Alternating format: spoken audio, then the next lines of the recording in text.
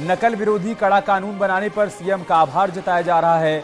हल्द्वानी की रैली में युवाओं को लेकर सीएम धामी घोषणाएं भी कर सकते हैं। बीजेपी संगठन युवा आभार रैली के जरिए सीएम धामी का आभार जता रहा है। नकल विरोधी कठोर कानून बनाने को लेकर यह आभार व्यक्त किया जा रहा है। 4 रैलियों का आयोजन किया जाना है और इसी कड़ी में आज ये रैली हल्द्वानी में आयोजित की जा रही है, जिसमें युवा आभार रैली के तहत मुख्यमंत्री का धन्यवाद किया जाएगा, उनका आभार व्यक्त किया जाएगा कि उन्होंने राज्य में नकल विरोधी कठोर कानून बनाया है ताकि पारदर्शी तरीके से परीक्षाएं हो पाएं, नकल विहीन परीक्षाएं हो पाएं। और इसके लिए सरकार की तरफ से, खुद मुख्यमंत्री की तरफ से जो प्रयास किया गया है, जो कदम उठाए गए हैं, उससे संबंधित आभार आज व्यक्त किया जा रहा है। इस रैली के जरिए मुख्यमंत्री को यह संदेश देने की कोशिश कि आपने राज्य के युवाओं का भविष्य सुरक्षित किया है, आपने नकल विरोधी कानून बनाया है ताकि राज्य में नकल विहीन परीक्षाएं हो पाएं, युवाओं के भविष्य के साथ कोई खिलवाड़ न करने पाए। इस दिशा में आपकी तरफ से ये बड़ा कदम उठाया गया, लिहाजा आज आपका आभार व्यक्त किया जा रहा है। खुद मुख्यमंत्री पुष्कर सिंह धामी इस रैली में शामिल हुए हैं, मंच पर वो मौजूद हैं, उनके साथ बीजेपी के कई दूसरे नेता भी मंच पर मौजूद हैं। हल्द्वानी में ये बड़ा कार्यक्रम आयोजित किया गया है जिसे नाम दिया गया है आभार रैली। सीएम धामी इस रैली के दौरान युवाओं को लेकर बड़ी घोषणाएं भी कर सकते हैं। उनकी घोषणाओं में जो बड़ी बातें होंगी वो भी हम आपको बताएंगे, लेकिन फिलहाल आप मंच पर देख सकते हैं मुख्यमंत्री पुष्कर सिंह धामी मौजूद हैं।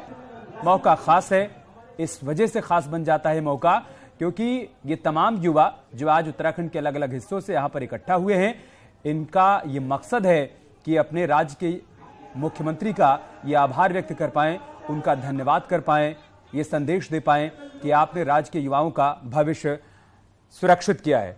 और क्या कह रहे हैं मुख्यमंत्री पुष्कर सिंह धामी इस मौके पर, वो आपको दिखाते हैं। समस्त देवतुल्य जनता को हार्दिक बधाई देना चाहता हूं। मेरे युवा भाई बहनों, कुमाऊं के प्रवेश द्वार हल्द्वानी में आज आपके द्वारा जिस प्रकार से यहां पर भव्य स्वागत इस आभार रैली में शामिल होकर जो आप सबने ऊर्जा का, उत्साह का और अपना समर्थन और आशीर्वाद दिया है, मैं अभिभूत हूं। और मुझे याद आ रहे हैं अपने वो दिन जब मैं भी आप सबकी तरह ही युवा मोर्चा का कार्यकर्ता था, युवा मोर्चा में काम करता था। आज आपने जो ये आभार रैली आयोजित की है, ये मेरा नहीं बल्कि मैं आपका आभार व्यक्त करता हूं।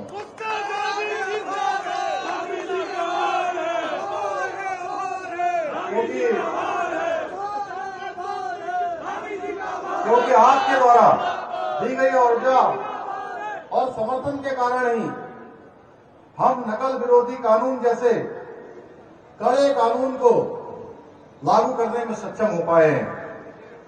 मेरे युवा साथियों, मैं आप सबको बताना चाहता हूं कि मैं भी एक सामान्य परिवार में पला बड़ा हूं। एक सैनिक पुत्र होने के नाते किस प्रकार के संघर्ष होते हैं, एक सामान्य परिवार में पैदा होने वाले बेटे बेटी को, हमारे भाई बहन को कितने संघर्षों का सामना करना पड़ता है, यह मैं भली भांति जानता हूं। भाइयों बहनों, मेरे माता पिता भी अन्य माता पिता की तरह अच्छी नौकरी में मुझे देखना चाहते थे। हमने भी परीक्षाओं की खूब तैयारियां की, खूब सारे कॉम्पिटिटिव एग्जाम दिए, मगर नियति ने एक सामाजिक व राजनीतिक कार्यकर्ता बना दिया। मैं समझ सकता हूं कि कड़ी मेहनत के दम पर परीक्षा देने वाले नौजवान के हक में कोई डाका डाल दे, कोई परीक्षा का प्रश्न पत्र आउट कर दे, कोई पेन ड्राइव में नकल करवा दे।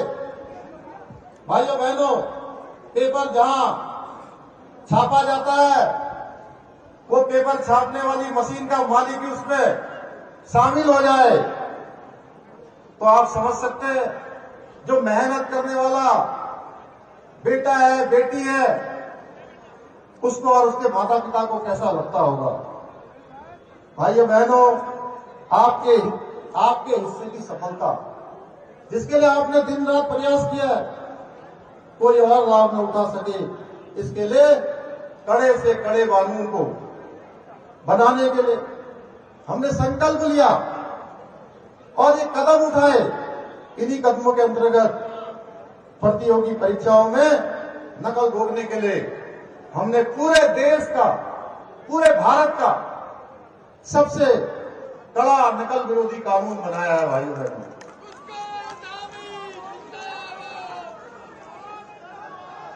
नकल माफिया को उसके गिरफ्तार से पकड़कर घसीटते हुए जेल की कोठरी के अंदर ले जाने का काम ये नकल विरोधी कानून करेगा। मैं अपने युवा साथियों से कहना चाहता हूं कि आप लोग अब निश्चिंत रहें।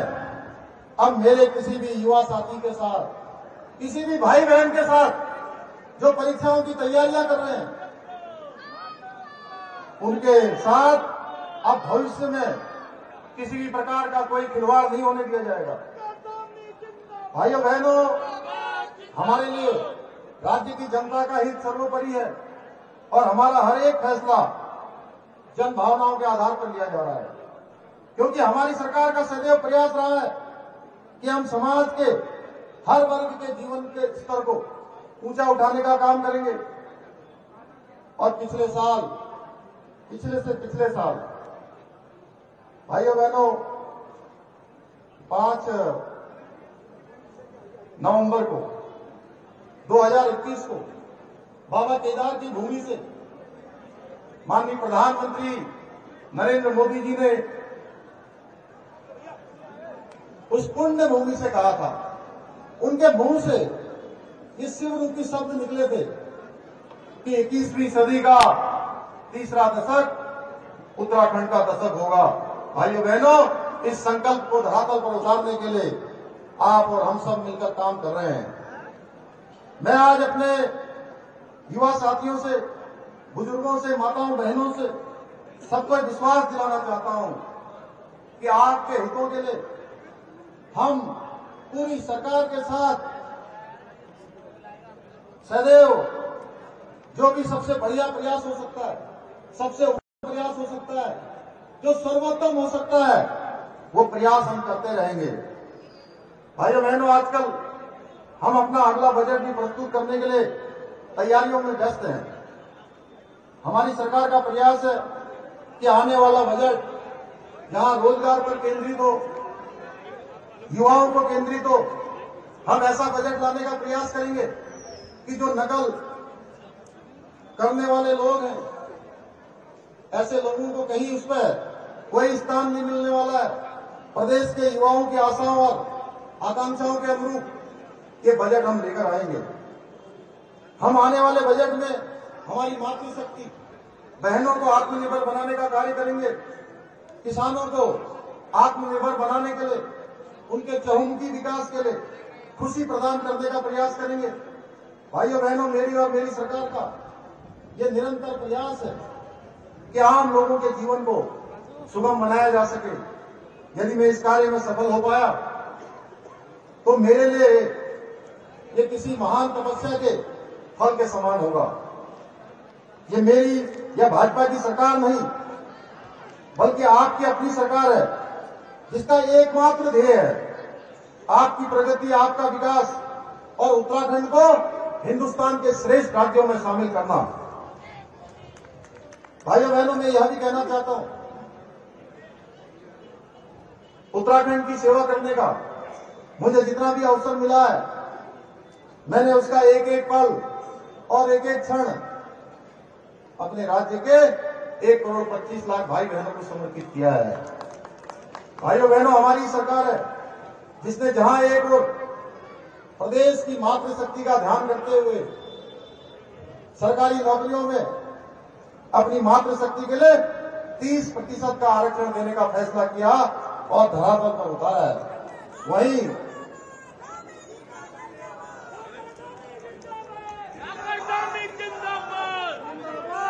वही भाइयों बहनों, हमारे खिलाड़ियों के लिए हमने फिर से खेल कोटा भी पुनः प्रारंभ करने का संकल्प लिया है। एक और जहां हमारी सरकार उत्तराखंड के सबसे पहले उत्तराखंड में नई शिक्षा नीति को हमने लागू किया है, दूसरी ओर हमने नई खेल नीति को लागू किया है। और इतना ही नहीं, युवा खिलाड़ियों के लिए किए गए सभी वादों को पूरा करने का भी प्रयास किया है।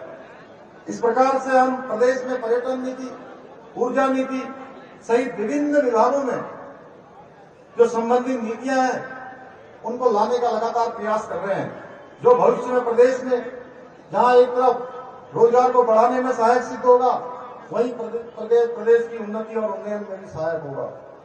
भाइयों बहनों, विपक्ष के लोग लगातार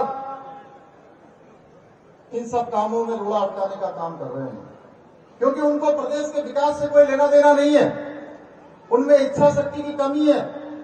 हमारी सरकार द्वारा जो राज्य में नकल विरोधी कानून को कठोर निर्णय भी उनके गले नहीं उतर रहा है।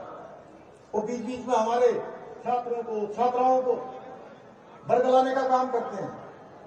भाइयों बहनों, पूछना चाहते हैं, इतने दिनों इनकी भी सरकार रही, क्या ये जांच इनको नहीं करानी चाहिए थी क्या? अगर ये जांच करवा दिए होते तो आज ये दिन देखना नहीं पड़ता, क्योंकि भविष्य में जो हम ये नकल विरोधी कानून लाए, या विपक्ष द्वारा पोषित माफियाओं को पूरी तरह से नेस्तनाबूद करने का काम अगर कोई करेगा तो ये नकल विरोधी कानून करेगा। हमने पहली बार नकल करने वाले, कराने वालों और प्रक्रियाओं को सही प्रकार से लागू न करने वालों को जेल की काल कोठरी में डालने का काम किया है। इस प्रक्रिया में सरकार ने किसी को भी बख्शा नहीं है। भाइयों बहनों, भर्ती घोटालों की जांच हमारी सरकार करवा रही है और जांच निष्पक्ष हो, किसी भी अपराधी या माफिया को छोड़ा न जाए, यह भी सुनिश्चित करने के लिए मैं लगातार स्वयं इस सारे जांच की गतिविधियों की मॉनिटरिंग करता हूं, स्वयं मैं इनका पर्यवेक्षण करता हूं।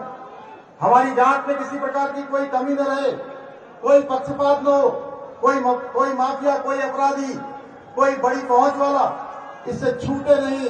इसके लिए भाइयों बहनों, हमने यह भी निर्णय लिया है कि माननीय उच्च न्यायालय के न्यायमूर्ति से पूरी जांच करने की निगरानी का अनुरोध किया है। इस कानून में हमने प्रतियोगी परीक्षाओं में नकल करवाने वाले और नकल करने वाले दोनों को ही कठोरतम सजा का प्रावधान किया है।